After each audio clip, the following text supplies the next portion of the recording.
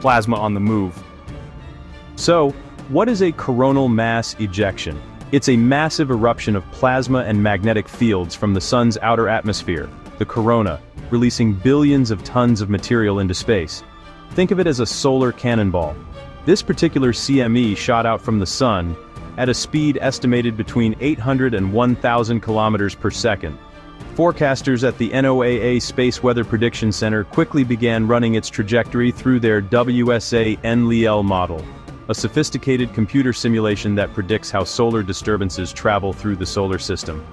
Using data from coronagraphs on satellites like the Solar and Heliospheric Observatory SOHO, which create an artificial eclipse to see the sun's faint corona, they determined the CME was not aimed at Earth.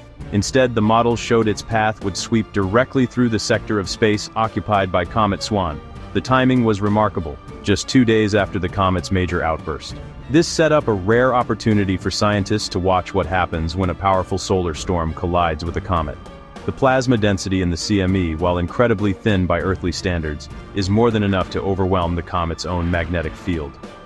The question for forecasters was no longer if the CME would hit, but when, and how dramatically it would affect the comet's enormous, newly expanded tail.